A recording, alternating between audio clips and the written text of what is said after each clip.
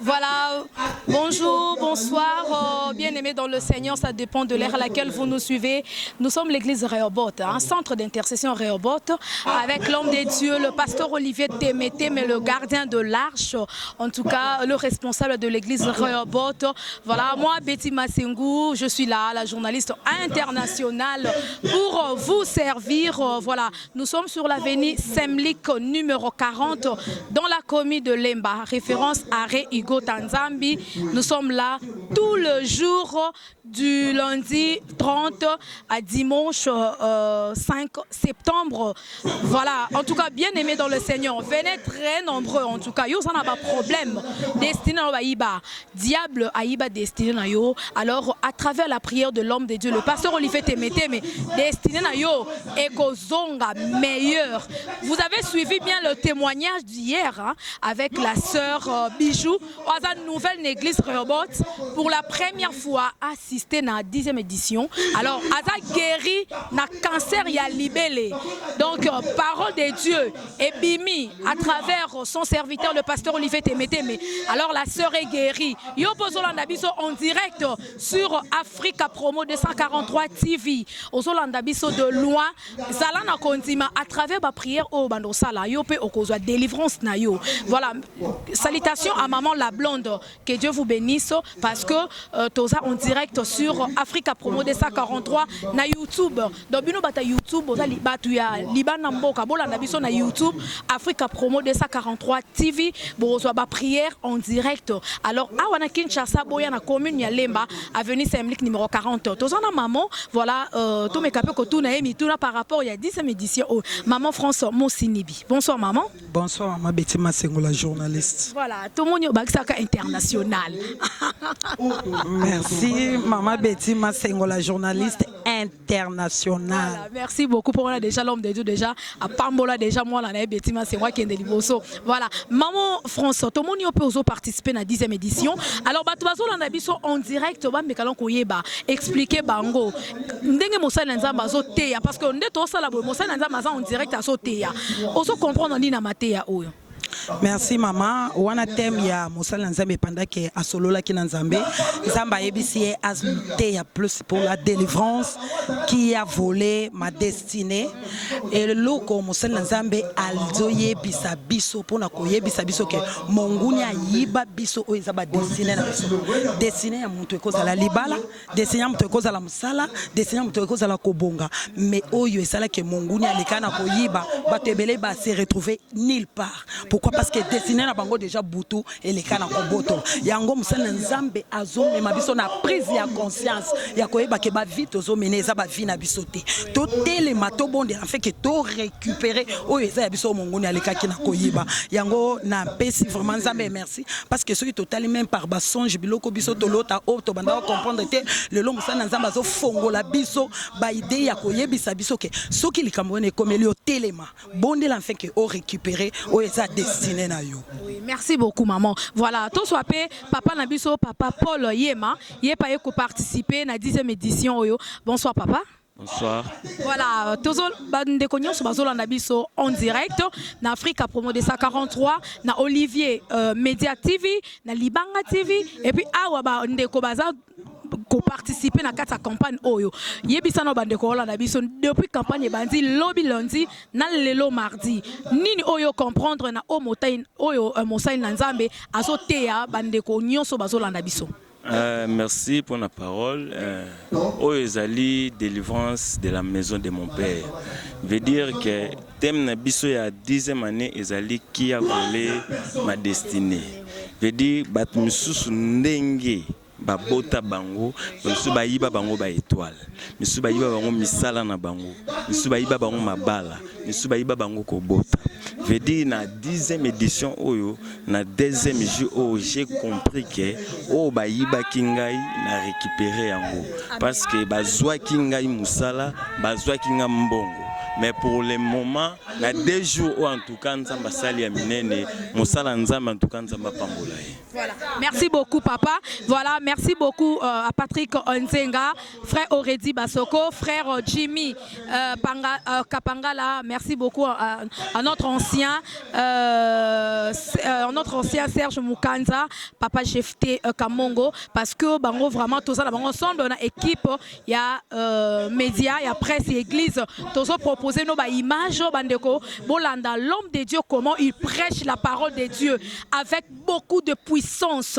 Yozolanda biso de partout. En tout cas, Okosimbama, croyez-moi, parce que l'homme de Dieu a la puissance, il y a qu'à déclarer, et puis ma kamboa so déclarer, et kokisamana vina yo. Bozo mona atoza libanda. Donc tozo ça l'interview au Libanda, bon mona batunde baza libanda, batu ba outi de partout, dans toutes les 24 communes de Kinshasa, ba outi commune Yangaba, ya Lemba, ya Matete, ya Masina, ya Njili, batu ba outi Nakisenso, batu ba outi na commune ya Bandalungwa, na commune de la Gombe, batu ba outi na Kitambo, batu ba outi Maluku, batu ba outi Nsele, batu ba outi Kimbateke, donc batu ba outi na commune ya Selembao, partout, dans toutes les 24 communes de Kinshasa, batu toza awa, na église Rehoboth, sur l'avenue Semlik numéro 40.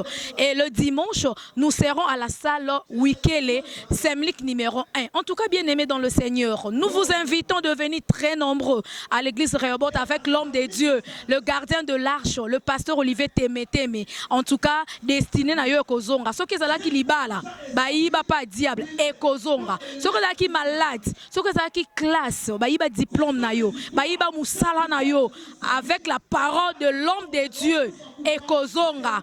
Voilà, merci beaucoup. Suivons la prédication de l'homme de Dieu et je veux vous retrouver juste après pour la consommation ba témoignage ya bandeko ba ye ba kutani na miracle ya tiko tak avec le pasteur Olivier Temeteme. Voilà, let's go now. Les autres seront bloqués quand ils sont dans l'année. Moi je n'ai pas sans la famille la mission. Alléluia. Amen. Et je me dis le Seigneur, exemple Baliboso, campagne de mon père, la famille la mission, on dit à marche. Amen. Quand je vois maman chère, je vois maman, je vois ma fille au sang. Est-ce que beaucoup de monde a découvert la télé, ma famille n'a pas payé? Côté de ça. Dieu, provide la congolaise. Au moins que pasteur de famille est saini. Parce que pasteur famille est comment il y a eu? On sa famille m'a dit Moussou est dans la boîte.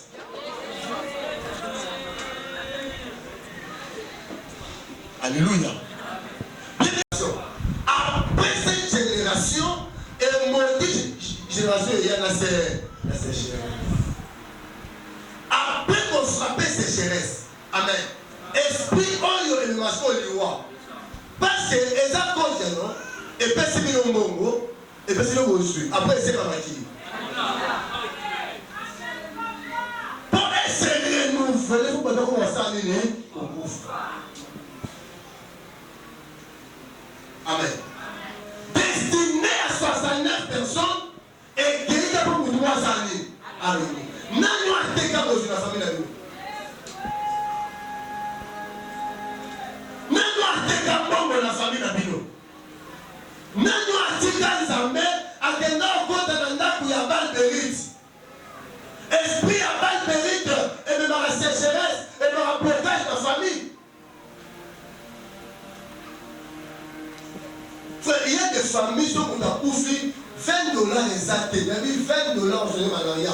Nous devons couvrir pas $20 en journée malaria. De ce qu'on a dit, tout concours, on va laisser qui aime Dieu. Il n'y a pas de manière d'Isao, ils ont besoin de ton père. C'est la sorcellerie.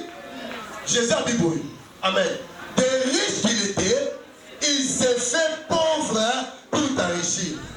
Il est venu afin que ses brebis aient la vie en abondance. Ouais, tu parles en abondance. Ouais, tu parles comme chrétien en abondance. Amen. Le christianisme, ce n'est pas un rassemblement de pauvres. Le christianisme, ce n'est pas un rassemblement de pleurnicheurs. Alléluia.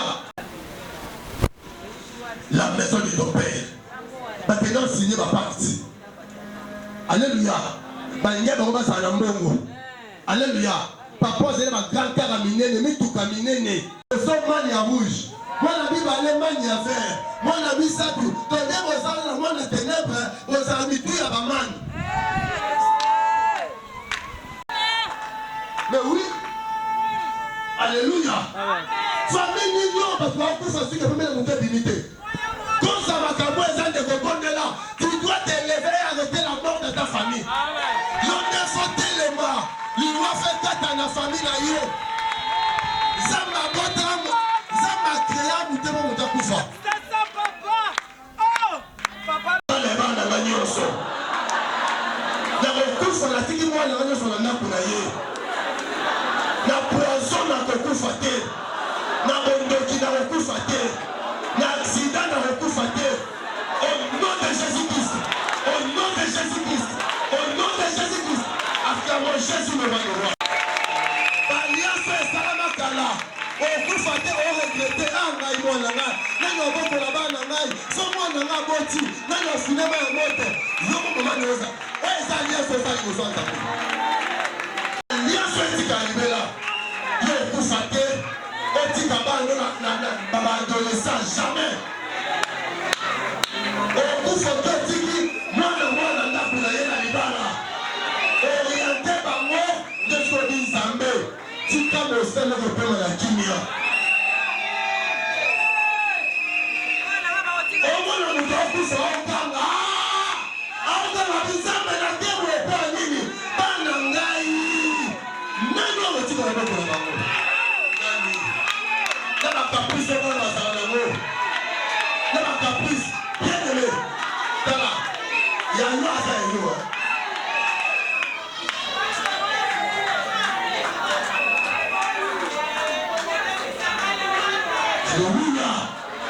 Ce sont des choses de la famille. Quand tu vois une maladie dans ta famille, alléluia. Comme moi dans ma famille, il y a la maladie des yeux. Na kundisa ope na longa wala kombo na Yesu. Na famille na biso nga na aussi sa maladie o ngai. Nga sa guerrier. Dans ta famille, nous sommes faisant attention. Cardiaque. Azobela. Les qui n'aiment ici na campus. Ali pasteur, grande sœur a combien la paiement quand elle a kufa. Na bi kopana. Ali grande sœur quelques temps après. Belle de ma scène. Moi na yepé, na ya pe ma scène. Basa j'ai na me kaba face à l'ingaïté. Face à l'ingaïté. Ali si no ko na biyo na lote ko na biyo. La notion pour moi qui dit gaïo. C'est n'est ça va toi. Tala. Ba loi mo bala a fait sorcier. C'est le moment où nous qui belle la belle là. Ah. Maman na bazawa na bisa na Olivier. So l'autre qui nous va bien pendant au belle. Comment maman? Belle là. Mon doigt finira qui va voir. Peut-être non pas mon taillot.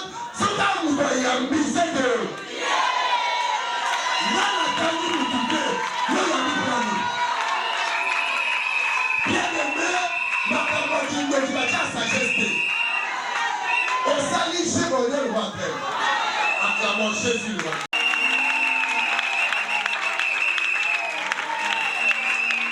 À sacrifier nos esclavages, à part de l'Yabatu.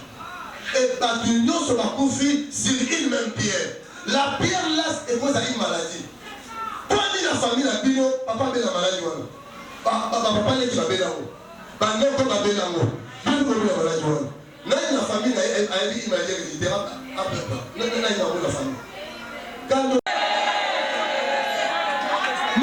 Toute maladie héréditaire est un mauvais sort.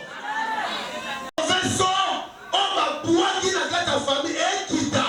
Et ta moine makila et qui t'a de génération en génération pour punir les gens. Je connais l'homme de Dieu, un jour à sa l'église, attention. Dans l'hôpital, la fin le pasteur Olivier, je vois mon départ. Et puis pourquoi ton départ? Avec papa n'a pas pu faire maladie. babota bango 7 bango nyonso 7 bakufi na tension ebisi eyo te yoza basi mosusu yoza grâce mosusu frère makambo je te prêche c'était une grâce que Dieu nous a donnée mambo na oteyo yango eza mpo oboya yango la vie n'a rien pour qui s'abatte. Il est écrit, vous connaîtrez la vérité et la vérité vous affranchira. Et nous connaissons va sacrifier. Destiné à deux acquis meilleurs. Amen. Alléluia.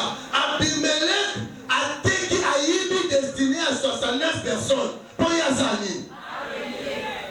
Qui a voulu ta destinée? Il y a la famille à Gédéon et Ezekiel Abimelech. La famille de Zanan. C'est les diables de frères. Ça va.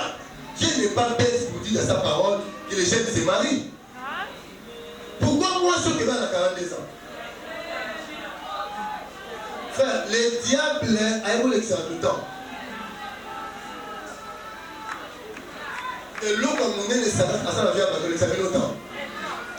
Vos esprits à retard. Et si tant maillé les oeufs la bino pour s'organiser, des bons faits. Frère, dans la vie, il faut saisir toutes les opportunités dans le Seigneur. On s'en va sur le l'homme sur le gâté. Alléluia. Et l'homme on m'avait aussi ma qui cité.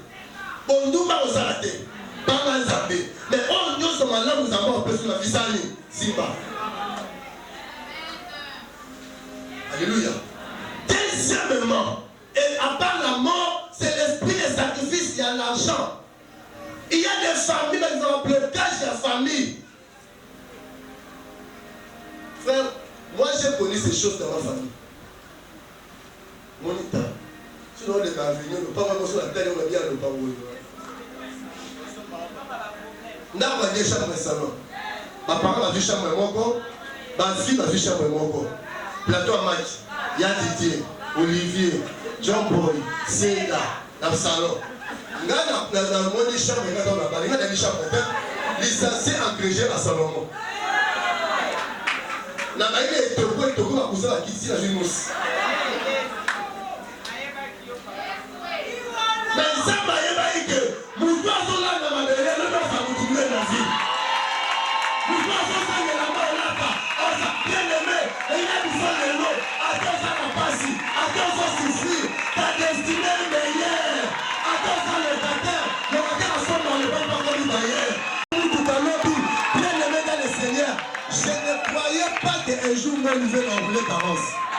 Et oui, quand même. Moi, un fonctionnaire, mais pas nous réserver à monter dans le cas pour monter le locataire. C'était la sorcellerie des familles. Qui croyait que ma Olivier, on peut m'appeler la famille présidentielle? La famille présidentielle, frère, vous avez non? Mon dit que Dieu, la présidence, c'est le travail. Présidence. Si nous avons 17 ans, enfin 20 ans, Salomon. Salomon qualifié. Il faut que tu vas là, il y a un théâtre dans la série 6 000.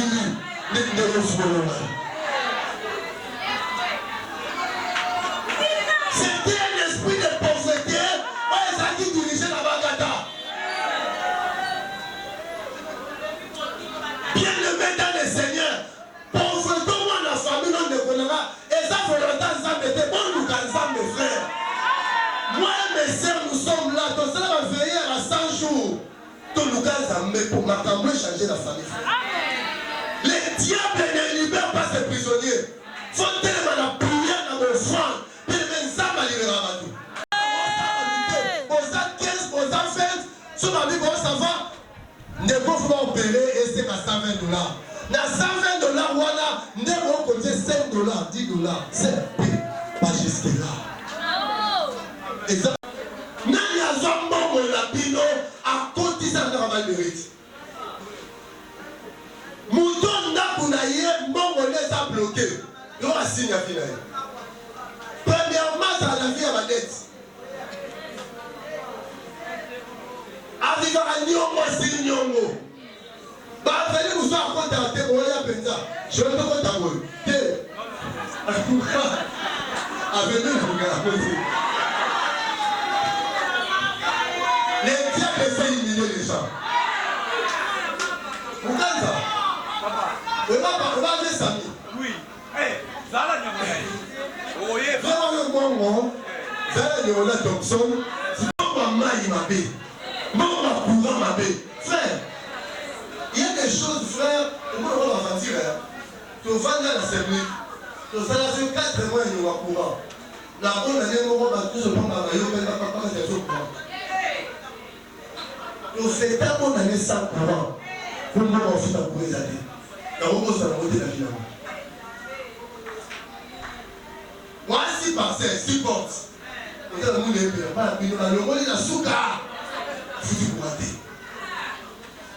c'est la pauvreté frère alléluia c'est la pauvreté et moi et Salah qui n'a moi mais il y a pas de mérite les gens ont récupéré mon mérite Dieu peut récupérer par contre si quand tu travailles, tu touches 2700 $ du mois. Mais Nyongo, il y a 1800 $. Au moins, la commande est à Ouamou. Après, si on a le chômage dévisé. Donc, tu travailles, tu touches 2700 $. Mais le mois, aux gens de 1800 $. Nous avons foutu aux gens de 700. Nous avons 400. Donc, nous avons foutu les 7, les 10, nous avons fait et ce que ça m'a c'est que moi, et ça n'a pas de mérite. Mérite veut dire alliance. Même à l'alliance à pauvreté la famille. Même que non partisans pas le mérite, la famille souffre aujourd'hui. Même à contact de la famille par rapport, non de la famille par rapport à $1. C'est que, et ça m'appelle avec Dieu. Hein. Amen. Dans mon Carmel. Et lui a combien d'hôtels? Combien de pierres? 12 pierres. Chaque pierre représentait qui? Moi, Israël. Donc Satan a dû m'aller le père l'année. On peut compter ici 12 pierres aux amants à Jacob. Parce qu'il fait 70 fils à Jéroboam. Comme si on $1. Sur les $1, on est destiné à Joël. Au lieu $1 à l'objet, au lieu de destiné à l'âne, il y a trésor. Au lieu, il y a Joël, au lieu, il y a Jolie, à Blandine, ainsi de suite. Donc, si ne pas vivre, amen. Alléluia. À Bible, quand vivre, toute sa vie a non régné sur le sang de ses frères.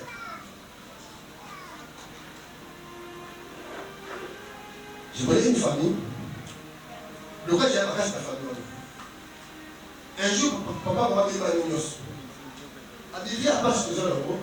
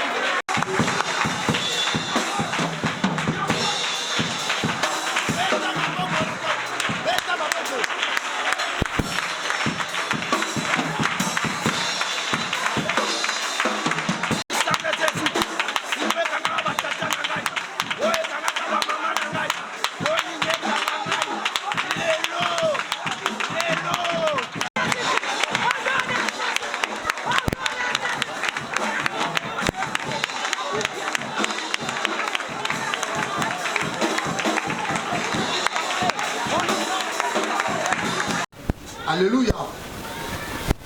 Kilt longtemps mais bisenga eza kilt ya finance. Batu mingi ba vivre ba blocage financier. Eza circonstance à mokate. Eza bondo ya famille na yo.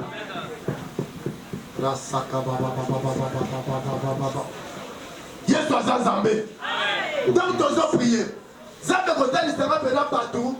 Dans son bon on a pas kalamu. Nous avons des kalamu za pas kalamu. Non mon a battu la mai va bibi sambongo. Non mon a battu le village natal Makolongulu na Bazamba. Bazozo bambongo na bango. Non mon a battu abungisa ba sac ba retrouver ba sac na bango. Ba porte-monnaie. Alléluia, alléluia, alléluia. Et ça, maman, on a réussi. Bah, il va faire un sac. Ça, babi, il va faire un sac. Ça, vous avez un kilo. Sac, il va faire un monde à ténèbres. T'es là, de pas pour ça sac. Vous êtes dans la somme, madame, financièrement. Ah bon, on a le colo. On a constaté que qui dit tout bas. On se demande ça dit tout bas. Toi, il a vu. Les gens écoutent un prophète. Déjà, Moutoumou, un homme de Dieu qui sont aux étoiles. Il est temps que ton étoile puisse resplendir. Bazou étoile le babon bango. Bazou étoile na yo mérite. Quand les gens ont la voix, Jésus. Bazou qui la voix. Ça l'a constaté. Dieu me dit. Dans 6 mois, Olivier, mon père, on a 14 mariages. Maintenant, on va la basawa. Non, on va pas. Jésus. Jésus. Alléluia, alléluia. Pour cette étoile, il va y avoir des base. La katia basa la bomba. La bomba la samaï. La basamba. Quand il y a la boutique à son bima. Quand il y a la boutique à son bima.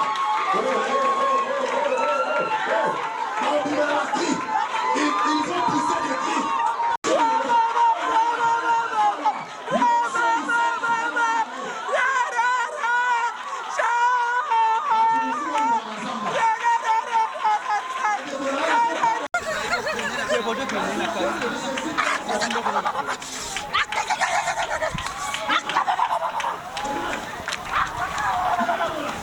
Non, mais la bombe, il y a des étoiles. Ma balle.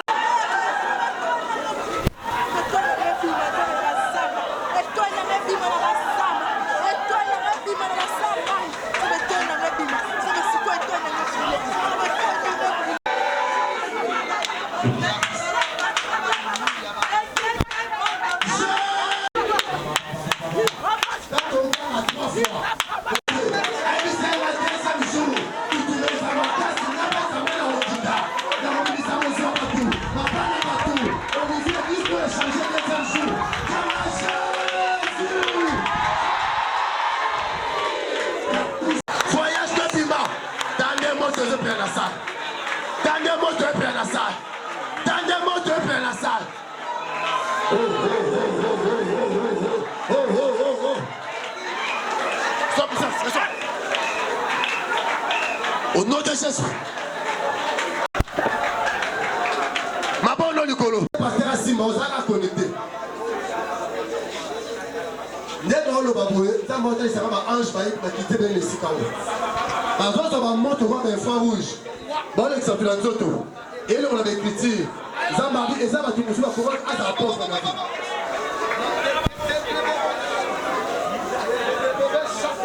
Samuel Asima là-bas. Na kombo na Yesu. Moto na Nzambe pela. De ma tête aux pieds. Et puis écriture la pauvreté. On va commander na nzoto. Na kombo ba pesa ngai.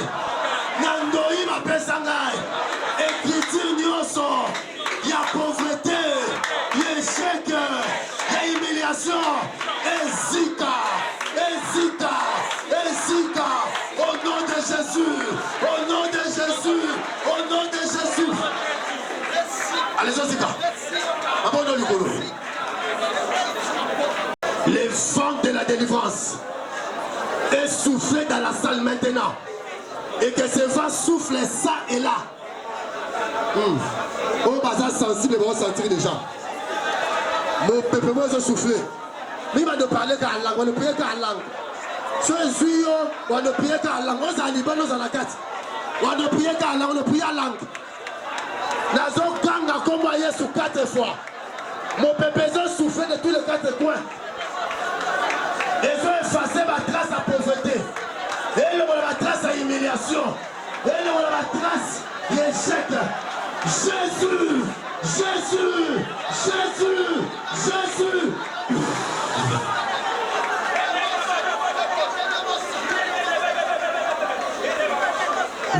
C'est ça. Au nom de Jésus. Les sacs. Au nom de Jésus. Les hommes puissance. Et ici, ma fille, c'est ça.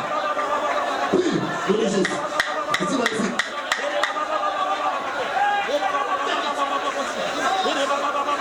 Au nom de Jésus. Ici, ma fille. Ici, ma fille. Allez-y, ici, libérez. La combe est pas là. La combe est là. Au nom de Jésus.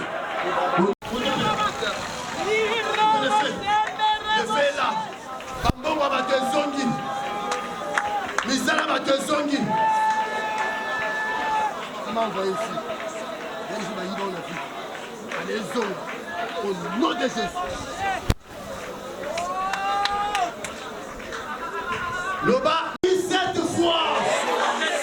La Bible déclare. Proverbe 6, 31. Soki okangi moyibi. Asolisa bino no 7 fois. Bakangi bato bakaka bongo mvila ngai. Bakangi bandoki. Oyo bakanga fina ngai. Yoki bakangi bino.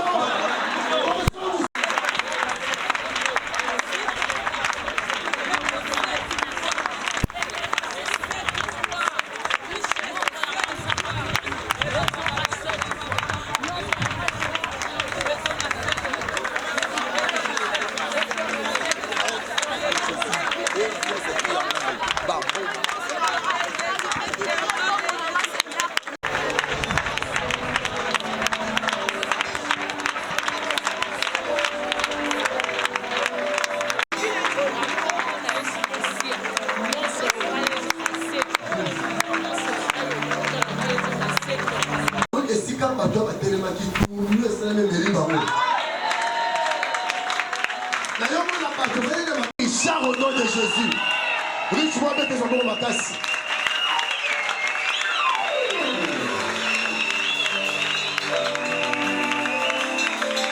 Nazomona bato ko signer ba contrat du travail.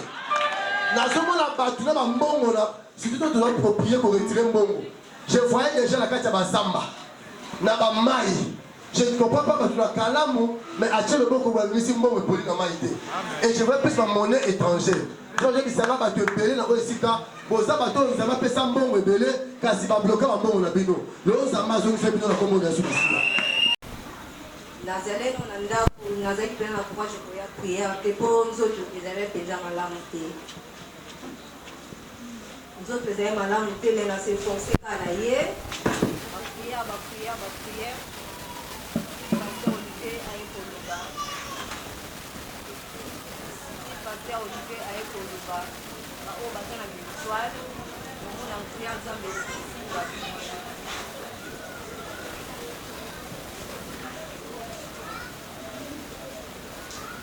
Na lekaki tuna nsima nayoka mbongo esanke bazwa étoile na yo bakina nango na mboka na bangabanga na famille papa na bino famille papa na biso toyebi bango te papa pa présente biso famille na ye te na bangabanga na mboka nini nayebi te oyo bamema foto na ope kuna balukisaka yo tocomprendre te ti lelo okokufa te ndeni to nouveau façon nyonso okokufa te ndenge nini na fema tata na fema mama donc bakanga étoile na yo bakanga makambo nyonso sinde olingaki oleka na sinde baoperaki wana efale oleka nde na liwa mais donc okokufa te mpo na nini tozelaka liwa na yo donc mutu mo na famille aolinga azwa mbongo aoluka luka kosakisi ye omona te ti siko donc avant na yawa namoni bakorbo misato na ndaku kuna bateye pena likolo ya mire na benga ni bomba kimi na benga bomba kimi nzoto kilo nzoto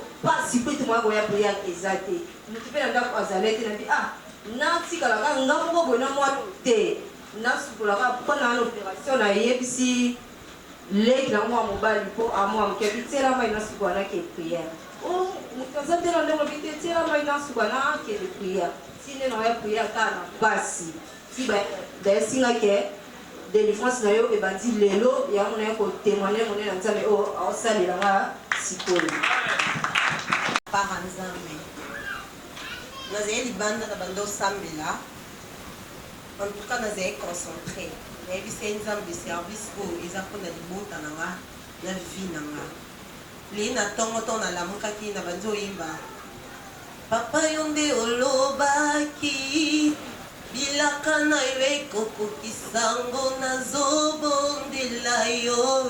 Quand j'ai prié na bando oyemba nzemba ebande kozonga mingi nayebisi nzambe na service yo nalingi na vivre na mona loboko no te mais na vivre la main puissante de Dieu dans ma vie. Tant bandi prière pasteur Olivier alobi bato o baza be étoile baza ya kokangama to sambela to bando sambela wana. Je vis une main. Nous sommes arrivés à la fin. Merci beaucoup, en tout cas, bien-aimés dans le Seigneur. J'ose croire que ces images vous a plu. C'était là la prédication de l'homme de Dieu, le pasteur Olivier Témété, mais le gardien de l'arche. En tout cas, Toza Beni, Yozo Landabiso, en direct sur Africa Promo 243 avec l'ingénieur Darf Moubama et Ozo Landabiso na Libanga TV avec moi Betty Masengu Canal Fituan. Ozo Landabiso na Olivier Media TV, même na Facebook Olivier Media. Olivier Reobot, hein? Donc Reobot, on sur la Facebook. Merci beaucoup en tout cas na bande konyoso. Na la besoin interview, voilà. Ndeko wazawa. Ndeko langa ya koloba mwa mukema ki ma micro. Oza en direct oloba kaka otolanda campagne. Moi liloba bande ko balanda biso loba nan. Loba ebele na sepeli vraiment. Voilà. Elle qui vraiment qui toro makasi. Basi jo yena ngona campagne oyo na 10e édition. Oza vraiment na kondima kenzambe ya pasteur Olivier Témété monsale. Naza ya ondima kenzambe osala ngape ya pasteur à partir ya pasteur ya papa ebele na zwa na maison de mon père. Voilà. Net ni no zwa déjà. Ebele kamaramba ebele. Voilà. Ane oyo nzamba sale lo lisusu koleka. Aya sala ya koleka. Alors obengisi bandeko basola na biso ebisi bango nini? Boya na maison de mon père bo bénéficier na ebele koleka o nga na zwa. Merci beaucoup ma sœur. Voilà, merci beaucoup. Maman yakoloba moi muke hein. Boucher. Merci beaucoup. Bonsoir maman Renate. Ah bonsoir maman Betty Masengu. Fruit vraiment il y a Rehoboth hein. Il y a la délivrance de la maison de mon père. Maman olobi nini toto landa enseignement avec l'homme de Dieu. On comprend nini na enseignement lelo. Papa maman enseignement oza suka. Enseignement ils ont le biso makamoko profond. Ce qu'on comprend dans ngonde bongo okoyeba. Papa biso ba ozo mona o to ba fruit ya enseignement o. Défense de la maison mon père o et celle biso ebelé. To ka bat moto ça fa pas to bala. Mais le somo na nobo na bali bo eza pour na délivrance oyo. Yango na bengi ba to belé ba ya. Ba to so wana ba problème ba ko kangwa maïsa le ko moko li sécurité. Ndongo mona bo eza ba témoignage moko vivant. Ah soko yena yakana mwana watambola kate mazo makolo aba. Merci beaucoup maman. Voilà, merci beaucoup bien-aimés dans le Seigneur. Chers amis, partout où vous êtes, papa Paoloba. Voilà, merci. Voilà, merci. Bonsoir papa. Bonsoir. Voilà, papa Willy, Tomoni Ope, Oyaki ko assister. To pour la papa pour la lumière, Oyaki ko assister na campagne Mounene, la délivrance de la maison de mon père, aux 10e édition, thème le pasteur Olivier Témété Malobi. Qui a volé ma destinée. Mais quand on peut expliquer on comprend l'enseignement le 2e jour. Merci beaucoup. Merci beaucoup, maman journaliste. Merci beaucoup, maman journaliste. À travers Mission Oyo et à travers thème Oyo, qui a volé ma destinée. Donc, il y a un système maléfique. Oh, ma famille, ba membre famille o bazana kindo ki bazana makamabe bangonde ba giba destiné na biso ba yibango na ba marque ebele bakenda nango pe bakenda ko bomba ngo na ndaka banganga. Ils ont pacté pactisaki na monde ya ténèbres. Bake ko luka bozui par exemple, bake ko luka ba mabota, bake ko luka eloko songolo mpakala po azala toujours na top, azala likolo ya batu nyonso. Alors kuna côté akendaki banganga a imposa qui que non yo okopesa ngai par exemple po ozwa mbongo par exemple il faut opesa eloko songolo mpakala. Eloko wana yango wana nde ezali ko bloquer ba famille, ezali ko bloquer destiné na biso. Mutu mususu tango mususu azobota te azwi ba maki basiyepse yaka na maki. Maki wana azoya nango akozwa pe libota, akozwa pe mabota, mais en contrepartie ndokinde asali makambo ndoki azana eloko akopesa te. Voilà, webisi alors bandeko baolanda biso nini? Parce que tozo koba lolo ezaka deuxième jour. Na sengi na bandeko oyo ba yena na oyo esika te. Na sengi na bango troisième jour ezali jour ya résurrection. Amen. Makambo nyonso kosekwa na vie na yo soki oye journée ya lobi troisième jour ezali journée il y a résurrection, jour. Voilà, merci beaucoup. En tout cas, c'est par ici que nous mettons un point final. En tout cas, merci beaucoup de nous avoir suivis. On se retrouve déjà demain, mercredi. Chaque faya. Awa faya na faya. Donc, balobi cancer.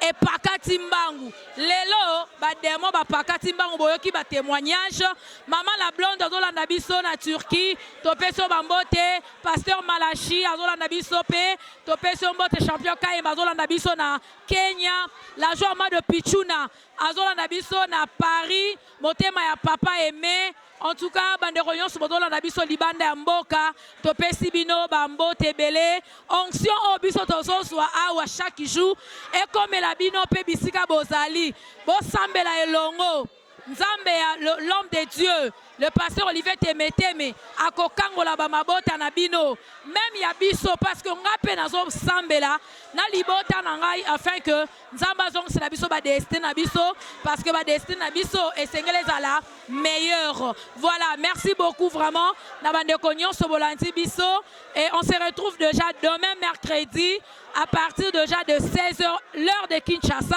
Alors ba image bolanda toujours na Africa Promo 243 todos à la en direct. Bolanda na Libanga TV, bolanda na Olivier Media TV, voilà la chaîne ya église, bolanda pe na Olivier Rehoboth. Donc Rehoboth chaîne ya église na Facebook, borozwa biso pe. Yo zolanda biso ça na besoin requête. Osana requête de prière, hein, je voulais dire requête de prière. Benga l'homme de Dieu na numéro oyo plus 243 9 98 72 66 23 okomele na WhatsApp otini voice na yo requête na yo l'homme de Dieu akobonde la po na yo akolandela yo na ba prière. Et il s'agit aussi de la délivrance en ligne. Au Kosala Nzambe akokangola yo potozo na ba témoignage ya bato libanda ebele. Oh le pasteur Olivier Temeteme assemblée pour na bango. Ebele balanda kaka na nzela émission nanga ndena ya l'homme de Dieu alors bazo témoigner ba témoignage chez ebele. Na lingi prochainement yo nanga to témoigner Penzambe ya l'homme de Dieu, le pasteur Olivier Temeteme, le gardien de l'arche, l'homme du mariage. Mutu oyo nanzela maloba o nzamba takati na ye célibé ezolongwa na ba vie ya batu bazobala batu bazozwa misala batu bazopambwama lobi nzamba pambola biso pe to pambwama tokende liboso pourquoi pas ba voyage ezala possible pona biso misala ezala possible mbongo surtout lelo to sambeli pona mbongo. Et moi je crois à cette onction, je crois que le Dieu d'Olivier c'est un Dieu puissant, c'est un Dieu de miracles et mbongo ekosonga na maboko na biso toko témoigner munene nzambe. Merci beaucoup Patrick Nzenga notre frère, merci à l'ingénieur Daf Moubama, merci et coucou à ma fille Joyce Davlin. On se retrouve déjà demain mercredi et que Dieu vous bénisse. Au revoir.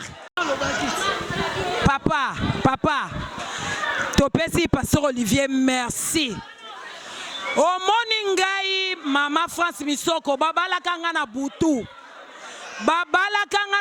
na leki nanga mobile koko bazui famille na biso babali sanga na butu kaka tika koluka nzambe Olivier nde na ye ko découvrir ke nazala na mobali ya butu destiné na nga balinga ba dévier po nga nazala célibataire nzamba lola pambola paso Olivier yango na oyebisa bato mususu alobi o délivrance ezalaka te yo oyebi na butu babali so na nasi na butu otekaka kwanga na butu si olambaka na fete na butu okimaka mbangu bayiba yo saison bayiba yo jour bayiba yo heure mais soki bayibi yo destiné ata ozoloba na kobonga na kosomba mituka na kosomba mapango okosomba te pourquoi pas destiné na butu basali nini bayiba soki tozwi exemple Esaú na Jacob tangu ka Jacob abotoli Esaú destiné via ya Esaú ezalaki errance atikala kozwa endroit fixité